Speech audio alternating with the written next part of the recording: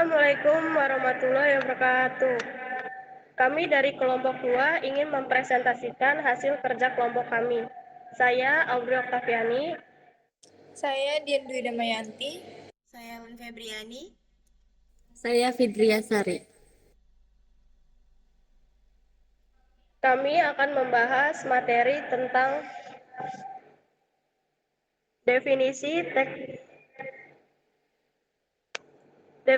tekdensi sentral, ukuran tekdensi sentral, 3. Manfaat tendensi sentral, 4. Definisi ukuran dispersi, 5. Fungsi ukuran dispersi, 6. Jenis ukuran dispersi, 7. Bentuk ukuran penyebaran, 8. Contoh soal dispersi. Definisi tendensi sentral. Setiap pengukuran aritmatika yang ditujukan untuk menggambarkan suatu nilai yang mewakili nilai pusat atau nilai sentral dari suatu gugus data atau himpunan pengamatan dikenal sebagai ukuran tendensi sentral. Nilai sentral atau tendensi sentral adalah nilai dalam rangkaian data yang mewakili rangkaian data tersebut. Tendensi sentral merupakan suatu ukuran yang digunakan untuk mengetahui kumpulan data mengenai sampel atau populasi yang disajikan dalam tabel atau diagram yang dapat mewakili sampel atau populasi.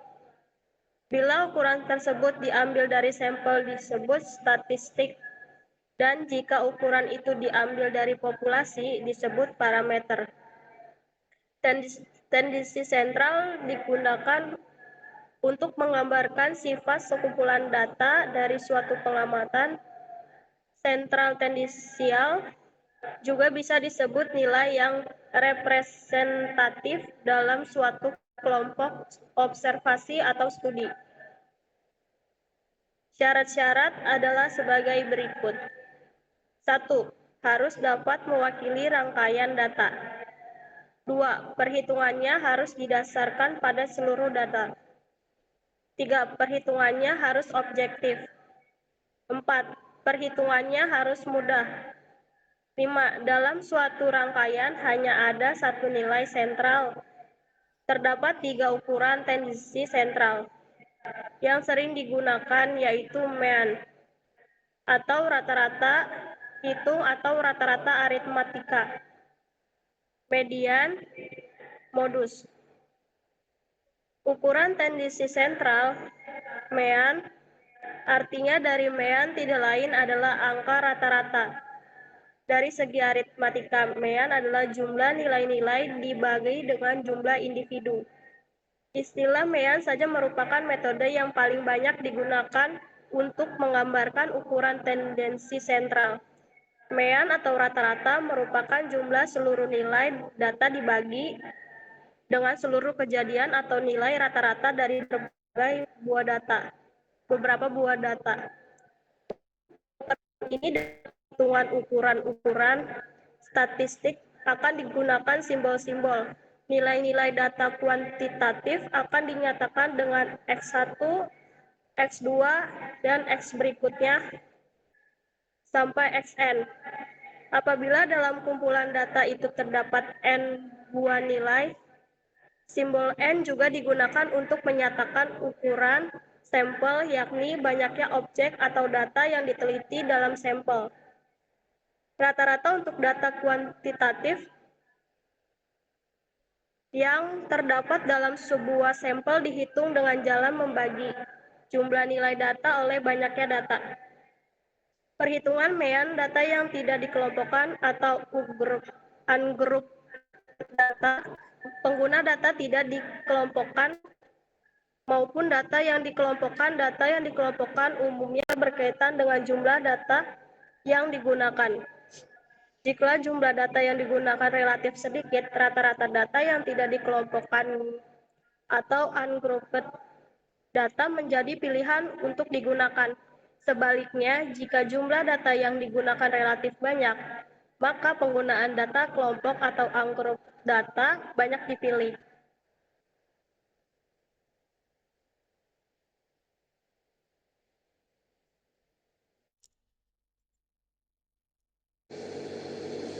Selanjutnya akan saya bacakan materinya. Yang mana sih? Mayan data kelompok. Untuk data berkelompok, rumus rata-ratanya adalah jumlah hasil kali antara frekuensi dengan nilai data. Dibagi jumlah frekuensi, di mana menyatakan frekuensi untuk nilai yang bersesuaian. Dirumuskan dengan gambar di samping itu dari dari data kelompok. Kelebihan dan kelemahan. Kelebihan. Pertama, ada nilai rata-rata mempunyai sifat objektif. Kedua, nilai rata-rata mudah dimengerti. Ketiga, nilai rata-rata mudah dihitung. Keempat, perhitungan rata-rata didasarkan pada data keseluruhan sehingga nilai rata-rata dapat. Yang kelima, nilai rata-rata mempunyai stabilitas sampel. Yang keenam, nilai rata-rata dapat digunakan untuk perhitungan lebih lanjut. Kelemahannya, yang pertama, nilai rata-rata mudah dipengaruhi oleh nilai ekstrim, baik kecil maupun besar. Yang kedua, pada distribusi yang condong, nilai rata-rata kurang mewakili. Median. Median atau nilai tengah adalah suatu nilai yang membatasi 50% dari frekuensi distribusi sebelah atas dan 50% frekuensi distribusi sebelah bawah, atau merupakan nilai tengah dari rangkaian data yang telah tersusun secara teratur, atau sebagai ukuran letak, karena median membagi distribusi menjadi dua bagian yang sama. Median menentukan letak data setelah data itu disusun menurut urutan nilainya. Di bawah ini dua gambar untuk perhitungan median data. Perhitungan median data yang tidak dikelompokkan. Langkah-langkahnya antara lain: urutkan data dari terkecil ke terbesar atau dari terbesar ke terkecil. Dalam pembahasan ini, urutan data selalu dimulai dari terkecil ke terbesar. Tentukan letak median dengan formulasi N+1 dibagi 2. Untuk kasus jumlah data ganjil, nilai tengah dari observasi yang sudah diurutkan merupakan nilai median, sementara untuk kasus jumlah data genap, nilai median merupakan rata-rata dari dua data yang berada pada letak median untuk data yang sudah diurutkan. Media data tunggal. Jika banyak data ganjil, maka median setelah data disusun menurut nilainya merupakan data paling tengah. Posisi median sama dengan N+1 dibagi 2. Keterangannya, N sama dengan jumlah data. Contohnya ada di gambar berikutnya.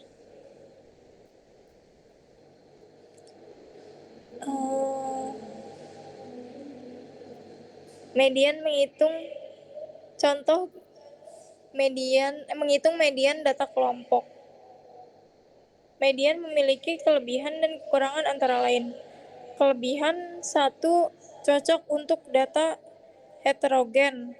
Kedua, median digunakan bila terdapat data yang ekstrim dalam sekelompok data. Kekurangan: tidak mempertimbangkan semua nilai. Kekurangan dapat menggambarkan mean populasi. Modus merupakan nilai data yang memiliki frekuensi terbesar atau Dengan kata lain, nilai data yang paling sering terjadi. Ukuran ini juga dalam keadaan tidak disadari sering dipakai untuk menentukan rata-rata data kualitatif. Misalnya, banyak kematian di Indonesia disebabkan oleh penyakit malaria.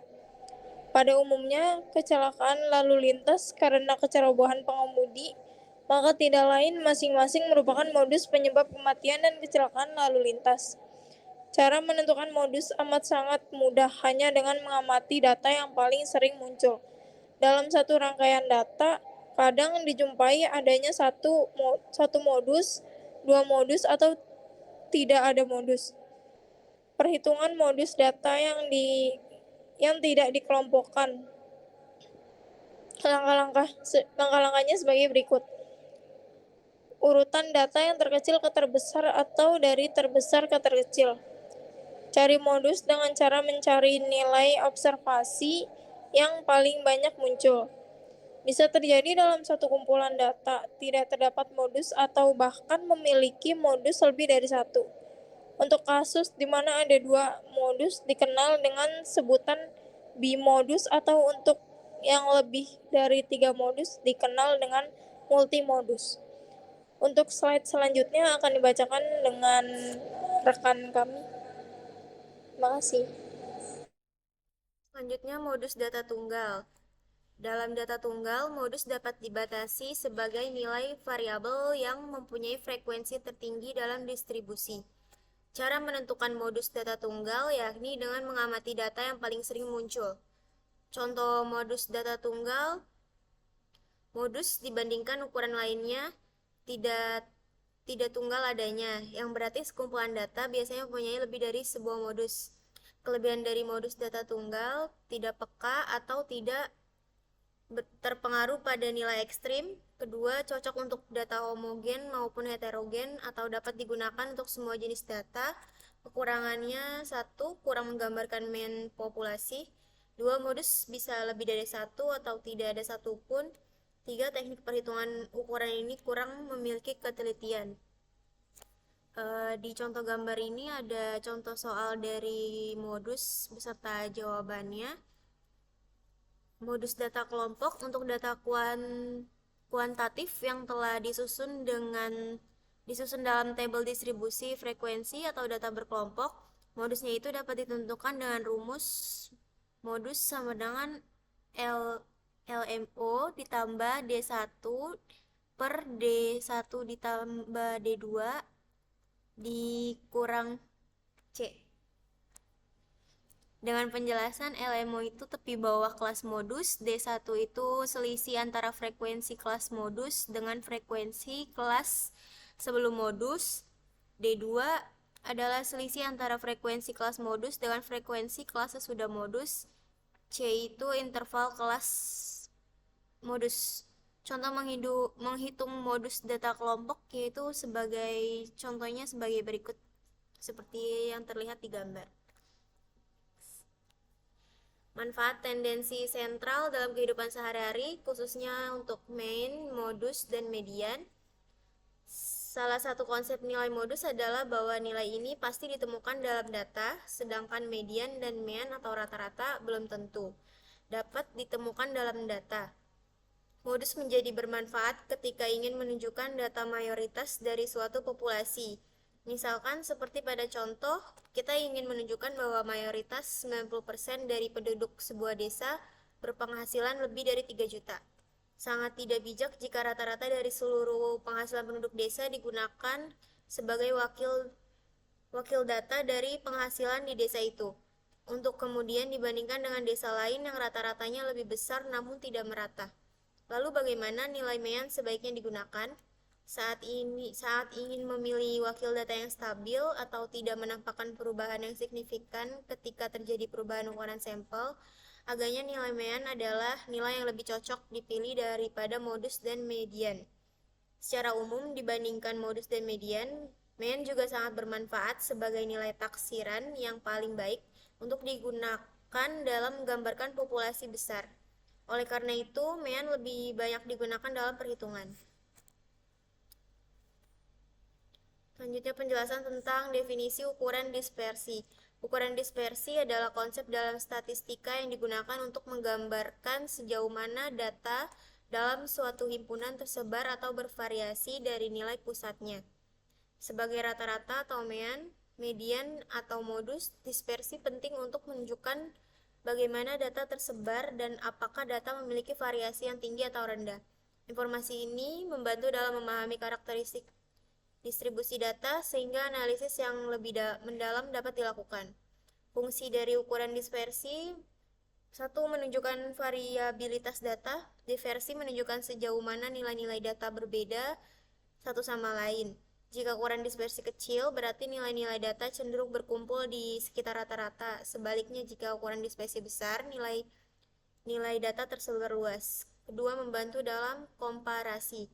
Dengan mengetahui ukuran dispersi dari 2 atau lebih kumpulan data, kita bisa membandingkan variabilitas antar kumpulan data tersebut. Misalnya, jika kita membandingkan kinerja 2 tim, ukuran dispersi dapat menunjukkan mana yang memiliki kinerja yang lebih konsisten. Ketiga, menyediakan informasi tambahan. Ukuran-ukuran lokasi seperti rata-rata atau median tidak cukup menggambarkan seluruh karakteristik distribusi data. Ukuran dispersi memberikan informasi tambahan tentang bagaimana data tersebar di sekitar ukuran pusat. Jenis-jenis ukuran dispersi pertama ada range atau jangkauan data, terdiri dari data tunggal dan data berkelompok. Kedua ada deviasi rata-rata, terdiri dari data tunggal dan berkelompok. Yang ketiga varian, terdiri dari data tunggal dan data berkelompok. Yang keempat standar deviasi, terdiri sama dari data tunggal dan data berkelompok. Selanjutnya akan dibacakan oleh rekan saya, Fidria. Terima kasih untuk Ellen. Data tunggal, range atau jangkauan data. Interval terkecil yang memuat semua data didapat dengan mencari selisih nilai maksimum dengan nilai minimum. Rumusnya, R sama dengan X max min X min. Semakin kecil ukuran, jarak menunjukkan karakter yang lebih baik. Karena berarti data mendekati nilai pusat dan kompak. Deviasi rata-rata merupakan nilai rata-rata hitung dari nilai mutlak antara nilai data pengamatan dengan rata-rata hitungnya. Rumusnya seperti di samping. MD itu sama dengan mean deviation atau deviasi rata-rata. X ialah nilai setiap data pengamatan, yang X strip atas nilai rata-rata hitung dari seluruh nilai pengamatan. N adalah jumlah data atau pengamatan dalam sampel atau populasi. Sigma adalah lambang penjumlahan, garis buka kurung dan tutup kurung 11 ialah lambang mutlak. Varians merupakan rata-rata hitung deviasi kuadrat setiap data terhadap rata-rata hitungnya. Terdapat 2 perhitungan, yaitu untuk sampel besar N lebih besar dari 30 dan sampel kecil N kurang lebih dari 30. Rumusnya seperti di bawah. Lalu selanjutnya ada standar deviasi atau disebut juga dengan simpangan baku. Merupakan akar kuadrat dari varian dan menunjukkan nilai standar penyimpangan data terhadap rata-ratanya. Rumusnya ialah S sama dengan varians. Data berkelompok. Range atau jangkauan data. Untuk data berkelompok, range dapat ditentukan melalui 2 cara, yaitu melalui 1. Selisih titik tengah kelas tertinggi dengan titik tengah kelas terendah. Kedua, selisih tepi atas kelas tertinggi dengan tepi bawah kelas terendah, atau ini yang paling sering digunakan. Contohnya seperti di bawah ini. Deviasi rata-rata. Rumus deviasi rata-rata pada data berkelompok adalah seperti yang ini rumusnya di sampingnya. Lalu varians. Varians adalah nilai tengah kuadrat simpangan dari nilai tengah atau simpangan rata-rata kuadrat. Untuk sampel variansnya atau varians sampel disimbolkan dengan E2. Untuk populasi, variansnya atau varians populasi disimbolkan dengan sigma. Standar deviasi. Rumus untuk varians dan standar deviasi pada data tunggal dan berkelompok sama, sehingga rumus standar deviasi adalah seperti ini rumusnya di bawah. Makna dari kegunaan standar deviasi adalah satu, standar deviasi digunakan untuk membandingkan penyebaran atau penyimpangan dua kelompok data atau lebih.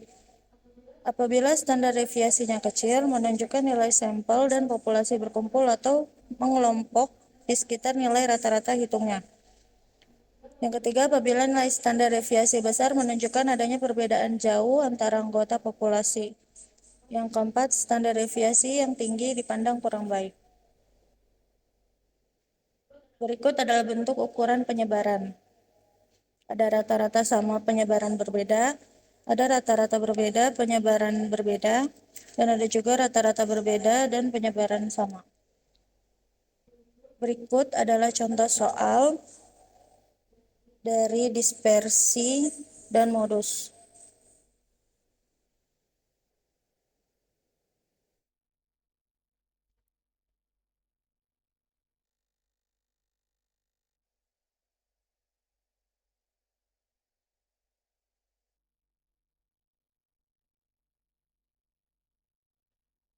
Dari contoh soal ini, di sini udah ada pembahasannya, mungkin nanti bisa dilihat atau dibalik lagi pelan-pelan.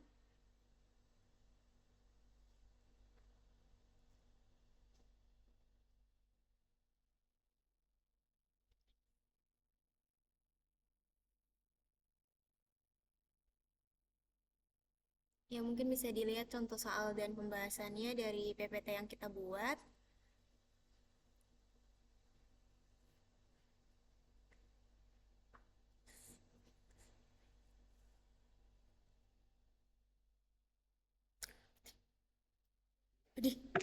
Sekian dari kelompok kami.